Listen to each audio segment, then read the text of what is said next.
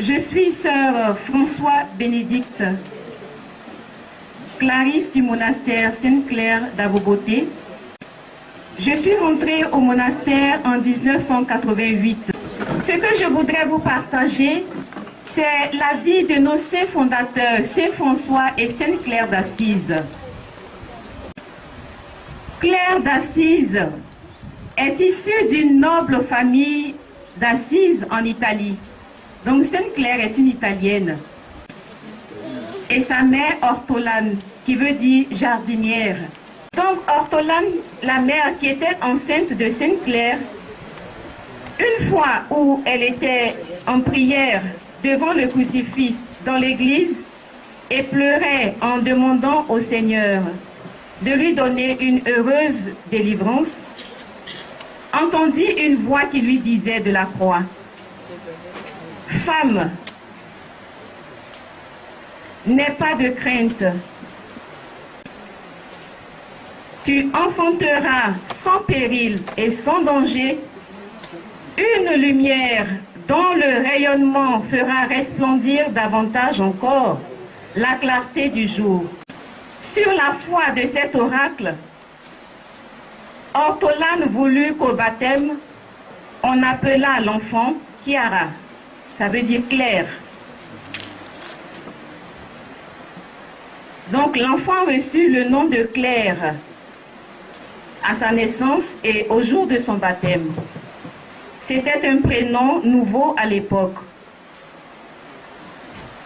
Dès son plus jeune âge, Claire apprit de sa mère à connaître Dieu. Elle eut en elle beaucoup de vertus et dans sa conduite, chacun pouvait prendre sur elle un exemple pour sa vie. Très tôt, elle offrit sa vie au Seigneur entièrement et repoussait tous les bons partis que sa famille voulait lui faire contracter.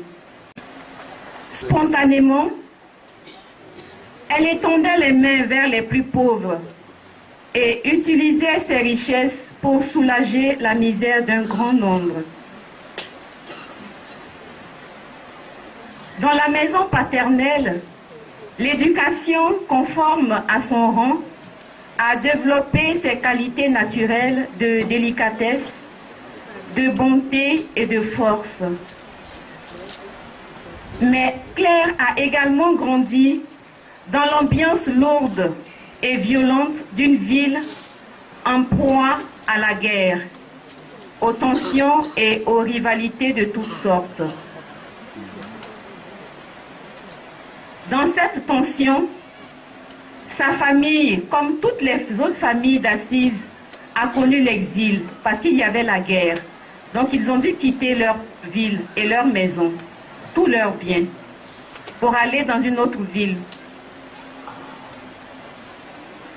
De retour d'exil, elle entend François qui prêche dans les rues d'Assise.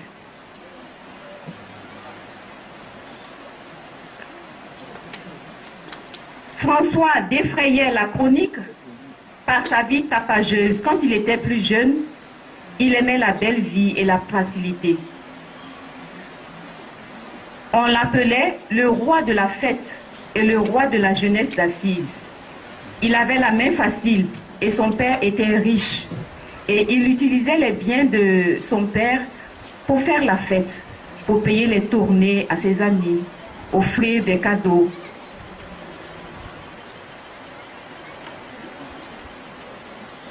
Sa conversion a été spectaculaire. Dans la ville d'Assise, on en a parlé. Quand il a rencontré le Seigneur,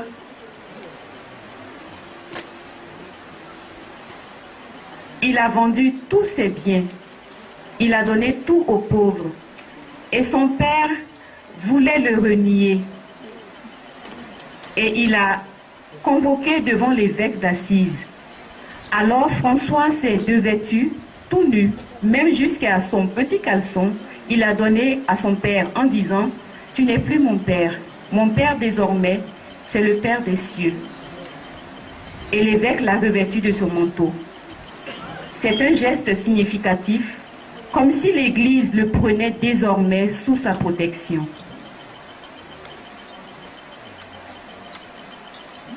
François donc prêche dans les rues d'Assise. Claire est une noble. François, c'est la société montante qui voulait chasser les nobles d'Assise. Donc, entre François et Claire, il n'y avait aucun lien. Le rang social, la culture, tout sépare François de Claire, parce que François est fils de marchand. Mais Claire n'en tient aucun compte. Et elle veut vivre comme François. Quand elle écoute ses sermons, elle sent une profonde complicité s'éveiller en elle, entre elle et ce nouveau fou de Dieu.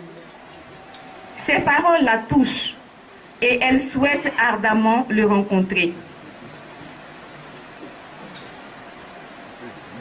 Au fil des entretiens, elle avait des rencontres secrètes avec François. Au fil donc des entretiens, elle se trouve de plus en plus confirmée et encouragée dans son choix de vie religieuse. Au cœur de l'amitié qui progressivement les lie, ils partagent le même feu qui les habite, l'amour de ce Dieu pauvre qui, par amour, est venu s'enfouir dans l'histoire des hommes. Donc, François programme avec Claire sa fuite de la maison paternelle. Et un dimanche des Rameaux, après la messe du matin, Claire s'apprête en secret avec une de ses cousines qui va la rejoindre plus tard pour la vie religieuse. Le soir du dimanche des Rameaux, 1212, parée de ses plus beaux vêtements et de ses plus beaux bijoux, elle s'enfuit de la maison paternelle. Accueillie par François et ses frères en prière dans leur petit couvent de Sainte-Marie des Anges, devant l'autel de la Vierge Marie, François coupe les cheveux de Sainte-Claire et la consacre à Dieu. Mais il savait que la famille allait chercher Claire. Donc, sur le conseil de François, Claire va se réfugier dans un autre monastère de bénédictines. Elle y reste jusqu'à ce que la colère de sa famille passe. Après cela, François l'a conduit dans une petite chapelle qu'il a bâtie de ses propres mains, Saint-Damien, qui devient un couvent, et il y amène Sainte-Claire. Donc Saint-Damien est la petite chapelle appartenant à l'évêque d'Assise, que François a reconstruite de ses propres mains quand il a entendu, au moment où il cherchait la vie de Dieu et la vérité sur sa propre vie, le Christ en croix qui lui a dit « François, va, répare mon église qui tombe en ruine. » Donc François croyait qu'il s'agissait de cette petite chapelle qui réellement tombait en ruine. Donc il a rebâti de ses mains. Et peu après, le Seigneur lui a dit qu'il ne s'agissait pas de l'église de pierre, mais de l'église de cœur, l'église corps du Christ, qui était en crise, comme aujourd'hui notre église est en crise.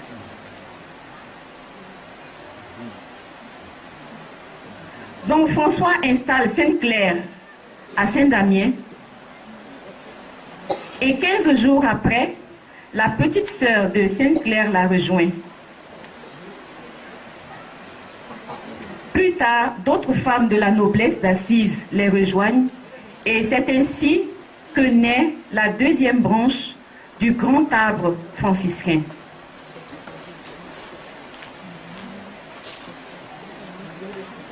Sous l'impulsion de François, sur ses conseils, ses recommandations, parce qu'il avait à cœur de visiter ses sœurs et ses filles,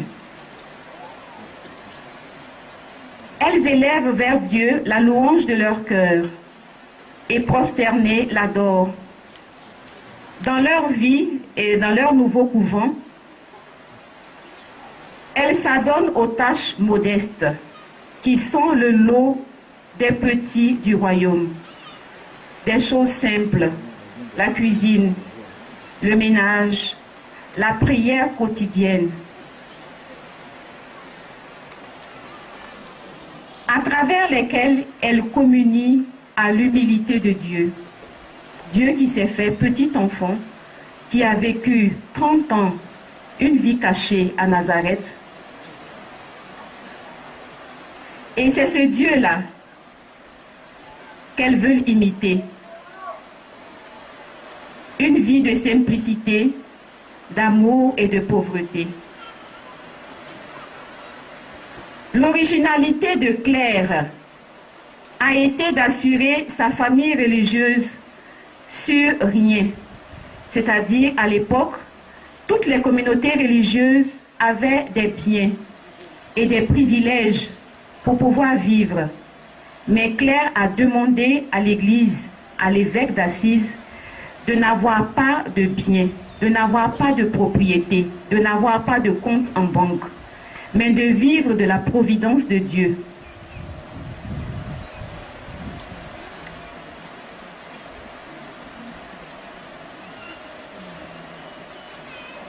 Et François a fait de Marie la patronne de sa famille religieuse.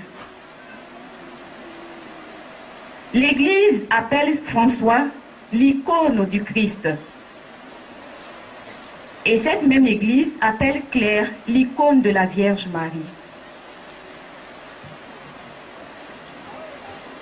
Donc François place Sainte Claire dans le couvent de Saint-Damien comme la lampe qui brûle simplement et gratuitement au pied du tabernacle,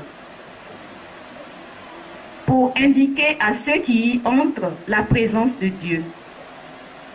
Nous sommes donc une famille religieuse dont les membres ne sortent pas. Nous sommes simplement voués à la prière. Comme la Vierge Marie, Sainte Claire et ses sœurs se sont faites filles et servantes du Très-Haut, le souverain roi des cieux. Comme Marie, elles ont épousé le Saint-Esprit en choisissant de vivre selon la vie du Saint-Évangile. Voilà ce que François dit à ses sœurs dans la règle qu'il leur donne. Pour François et pour Claire, Marie est la porte qui les introduit à Dieu. Je voudrais vous lire une prière de notre famille religieuse que Saint François a composée pour nous en l'honneur de la Vierge Marie. Saint François a composé tout un office que nous disons de la Vierge Marie. Et voilà cette prière. Salut Marie, Dame sainte, Reine, Sainte Mère de Dieu. Vous êtes la Vierge devenue Église, choisie par le très saint Père du ciel, consacrée par lui comme un temple, avec son Fils bien-aimé et l'Esprit Saint. Vous en qui fut et demeure toute plénitude de grâce, et celui qui est tout bien. Salut, palais de Dieu. Salut, tabernacle de Dieu. Salut, maison de Dieu. Salut, vêtements de Dieu. Salut, servante de Dieu. Salut, Mère de Dieu. Et salut à vous toutes, saintes vertus, qui, par la grâce et l'illumination de l'Esprit Saint, êtes versées dans le cœur des fidèles. Vous qui, d'infidèles que nous sommes, nous rendez fidèles à Dieu.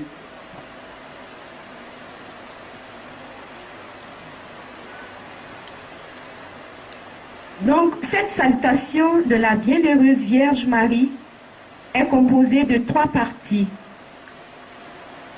La première partie est la salutation de Marie en relation à la Sainte Trinité. La deuxième partie est la louange de Marie pour ses qualités et ses vertus. La troisième partie passe de Marie aux saintes vertus que François salue pour la manière dont, sous l'action de l'Esprit Saint, ces mêmes vertus nous transforment, nous les êtres humains, en d'authentiques fidèles de Dieu. Marie donc a toute son importance par rapport à la Sainte Trinité et par le mystère de l'incarnation, car elle a donné naissance à Dieu dans ce monde et est par là devenue la dame et la reine. Il y a 6 attributs qui dessinent un mouvement de l'extérieur vers l'intérieur. Marie est palais de Dieu, dans lequel le roi du ciel a fixé sa demeure. Marie est la maison, le vêtement dont Dieu s'habille. Marie est la servante qui a trouvé grâce aux yeux de Dieu parce qu'elle écoute et pratique à 100% la parole de Dieu. Marie est mère. Marie est la Vierge faite Église. Elle est vraiment l'Église et en même temps, elle est modèle de l'Église. La Vierge faite Église est l'expression qui donne sens à cette salutation. C'est une louange que François adresse à Marie. Cette salutation contient aussi une exhortation qui est une invitation à l'action. Marie est le point de rencontre entre Dieu et l'humanité. Marie est la mère de Dieu et la mère des fidèles. Si la Vierge Marie a été faite Église, c'est que l'Église, c'est chaque chrétien, c'est chacun de nous. Et chacun de nous, nous sommes appelés à être comme la Vierge. Marie est le modèle de l'Église. Elle est aussi mère, ce qui veut dire qu'être fidèle nous appelle aussi à être mère de Dieu, mère du Christ. Mais une telle transformation de notre cœur et de notre être entier ne peut se faire sans l'aide du Saint-Esprit. Lorsque les saintes vertus pénètrent les cœurs et forment de vrais chrétiens en nous, c'est le Saint-Esprit qui fait tout ce travail.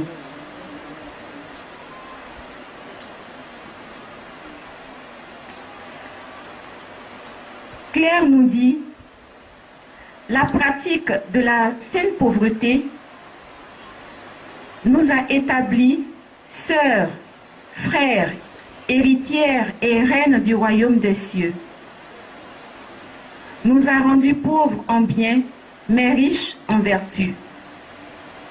Elle écrit à ses sœurs, « Ayez la ferme volonté de ne jamais rien posséder sous le ciel pour le nom de notre Seigneur Jésus-Christ et de sa Sainte Mère. »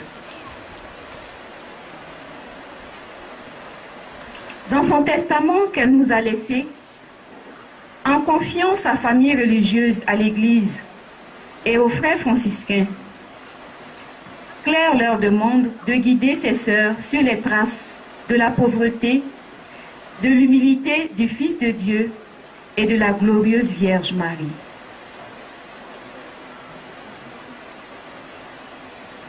Elle dit à Agnès, une de ses filles spirituelles, « Attache-toi à cette très douce mère qui a mis au monde cet enfant que les cieux ne pouvaient contenir Elle portant l'a contenue dans son ventre et l'a portée dans son sein virginal. À une autre de ses filles, Claire dit: médite continuellement le mystère de la croix de Jésus et les douleurs de sa mère qui s'y tenait debout. Pour François comme pour Claire, ressembler à la Vierge Marie, la prendre dans sa vie, affirmer que l'on est son enfant, c'est vivre de ses vertus. C'est être mère de Jésus comme elle. Nous sommes mères quand nous portons Jésus dans notre cœur et dans notre corps, par amour et par une conscience pure et sincère. Nous sommes mères de Dieu quand nous l'enfantons par une sainte vie qui doit luire un exemple pour les autres. Comme Marie, nous devons porter le Fils de Dieu et par nos actions lui donner naissance, non seulement en nous-mêmes, mais pour tous nos frères et sœurs. Merci beaucoup.